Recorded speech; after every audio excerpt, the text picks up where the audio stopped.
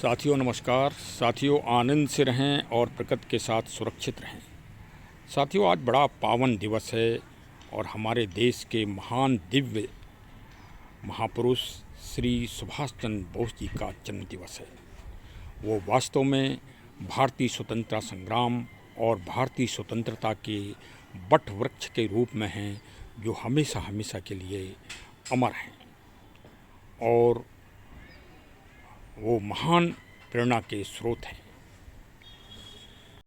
श्री सुभाष जी का जन्म आज ही के दिन 1897 में उड़ीसा राज्य के कटक शहर में हुआ था, जो आज भी उड़ीसा में है। और उनके पूज्य पिता श्री जानकीनाथ बोस एक जाने माने एडवोकेट अधिवक्ता थे तथा उनकी पूज्य माता श्रीमती प्रभावती एक बहुत ही विदुषी और ज्ञानी तथा जागरूक भारतीय महिला थी। बचपन से ही श्री नेताजी को प्रकृति और पेड़ पौधों से असीम स्नेह था और उनको हरा रंग बहुत ही प्रिय था। उस हरे रंग को उन्होंने अपने जीवन पर्यंत अपने शारीरिक वेशभूषा में अपना कर रखा और उसको महत्व दिया। श्री सुभाष जी के माता पिता ने अपने बच्चों की शिक्षा का प्रारंभ से ही बहुत ध्यान दिया और चूंकि वो स्वयं पढ़े लिखे और जागरूक थे, इसलिए उन्होंने श्री सुभाष जी की शिक्षा में किसी भी तरह का कोई समझौता नहीं किया। और जो सबसे बड़ी प्रेरणा का विषय है कि श्री सुभाष जी की शिक्षा प्राइमरी एजुकेशन से लेके और क्रैम्ब्रिज तक इंग्लिश मीडियम से चली और मिशनरीज स्कूल में चली। यही हमारे लिए सबसे बड़ी प्रेरणा का विषय है कि इतने सब के बीच रहने के बाद भी उनका देश प्रेम और राष्ट्र प्रेम तथा जन सेवा कूट कूट कर उनमें भरी रही।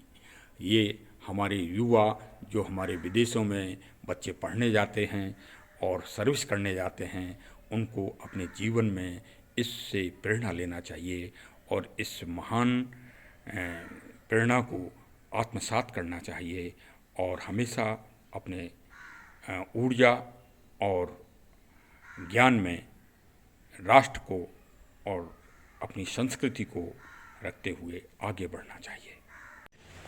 एक पुत्र के रूप में वो भारत की युवा पीढ़ी के लिए हमेशा हमेशा के लिए प्रेरणात्मक रहेंगे। अपने पूज्य पिता की इच्छा को फलीभूत करने के लिए वो शिक्षा प्राप्त करने तथा भारतीय सिविल सेवा के एग्ज़ाम की तैयारी करने के लिए भारत से इंग्लैंड पहुंचे तथा 1919 में उन्होंने क्रैम्ब्रिज विश्वविद्यालय में एडमिशन बीए ऑनर्स में प्राप्त किया और वहीं पर सिविल सेवा की परीक्षा की तैयारी की तथा 1920 में वह भारतीय सिविल सेवा में चयनित हुए तथा उनका चौथावां स्थान प्राप्त हुआ। करीब एक वर्ष भारतीय सिविल सेवा की नौकरी करने के बाद 22 अप्रैल 1921 को उन्होंने भारत के सचिव श्री E.S. मॉन्टेग्यू को अपना रिजाइन मातृ सेवा तथा अपनी मां की इच्छा के अनुसार दे दिया था और फिर रात दिन वह देश की स्वतंत्रता के लिए भारत के राजनीतिक क्षेत्र में एक ध्रुव तारा के रूप में स्थापित हो गए और स्वतंत्रता के लिए उन्होंने रात दिन प्रयास किया और उन्होंने ये संदेश दिया कि बगैर सैन्य शक्ति और जनशक्ति के संगठन के बगैर देश को स्वतंत्र और मजबूत नहीं बनाया जा सकता। तथा देश की आंतरिक राजनीति को ऊर्जा और उत्साह देने के बाद 1938 में वह भारतीय राष्ट्रीय कांग्रेस के अध्यक्ष चुने गए। उसके बाद उनको यह आभास हुआ, उनकी यह दूरदर्शिता थी कि देश को स्वतंत्र कराने के लिए विश्व पटल पर जागृति लाना पड़ेगी। तो वह विश्व स्तर के अभियान पर निकल गए।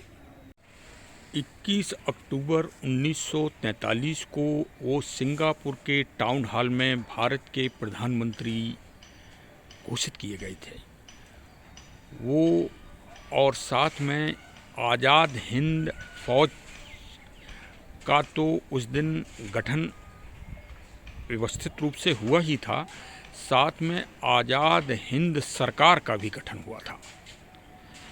एक बार मैं फिर से कह रहा हूँ, आज़ाद हिंद सरकार का गठन हुआ था और उस सरकार को 11 महान राष्ट्रों ने अंतर्राष्ट्रीय स्तर पर मान्यता भी प्रदान की थी। देखिए, अंतर्राष्ट्रीय स्तर की मान्यता के संदर्भ में मैं एक उदाहरण भी दे रहा हूँ कि सन 1971 में बांग्लादेश मुक्ति मोर्चा में शेख मुजीबुर रहमान जी की सरकार बनने के बाद भारत की सरकार ने सबसे पहले राजनीतिक मान्यता अंतर्राष्ट्रीय स्तर पर प्रदान की थी। उसी तरह की मान्यता श्री सुभाष चंद्र बोस जी को 11 देशों ने प्राप्त की थी।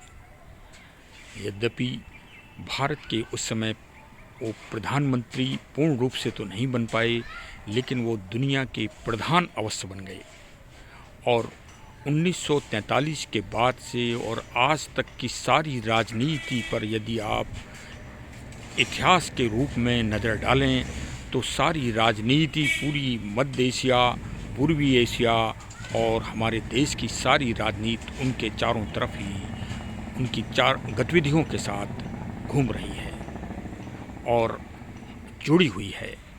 आज का दिन भी उनकी महानता में हमारी सरकार और हम सब उनको याद कर रहे हैं और उनको सम्मान दे रहे हैं, जिसके वास्तव में वो हकदार हैं।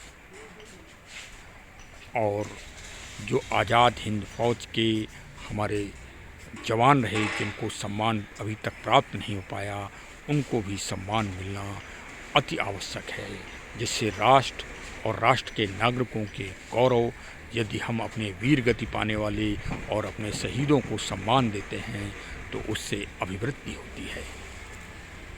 श्री सुभाष चंद्र जी की सोच की विशालता पर यदि हम एक नज़र और डालें तो आप पाएंगे कि उनकी सोच वास्तव में कितनी बड़ी देशव्यापी थी कि उन्होंने जो बटालियंस आज़ाद हिंद फौज की बनाई थी, उसमें एक जो सबसे बड़ी डिवीज़न थी उसका नाम गांधी डिवीज़न रखा था तथा दूसरी डिवीज़न का नाम नेहरू डिवीज़न रखा था और तीसरी डिवीज़न रानी लक्ष्मीबाई जी के नाम से थी।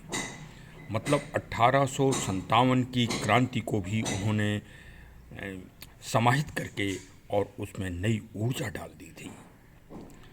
और उनकी सेना में भारत के हर प्रांत, हर धर्म, संप्रदाय और पंथ के लोग थे।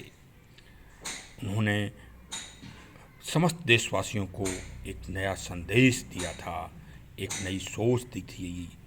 दुख तो इस बात का होता है जब हमारे पूज्य बाबा जी इस बात को कहा करते थे कि सब कुछ ठीक रहा, लेकिन हमारे आज़ाद हिंद फौज के सूरवीरों को जो शहीद हुए, जो वीर गति को प्राप्त हुए, उनको भारत सरकार ने न तो कोई मदद की और न ही भारतीय सेना में उनको समाहित किया गया। ये पूरी दुनिया का आप सर्वे कर लें, ये एक महान एक घृणित सोच तत्कालीन विचारधारा की दिखाई देगी कि जो सैनिक आज़ाद हिंद फौज के थे, जो देश को स्वतंत्र कराने के लिए अपनी जान की बाजी जिन्होंने लगा दी थी, उनको भारतीय सेना में ना तो सम्मान दिया गया और ना ही समाहित किया गया। वो दर दर की ठोकरें खाते रहे। हमारे देश के हर नागरिक को इस विषय पर जरूर मंथन करना चाहिए और चिंतन करना चाहिए तथा नेताजी सुभाष चंद्र बोस से जो भी भारतीय प्रवासी हैं पूरी दुनिया में तथा हमारे देश में जो आज की तारीख में मौजूद हैं उनको यथा योग्य सम्मान प्राप्त होना चाहिए और साथ ही साथ देश का सबसे बड़ा सम्मान भी नेताजी सुभाष चंद्र बोस को समर्पित होना चाहिए। चलिए प्रकृति के गोद से ये संवाद आप लोग अवश्य सुनें और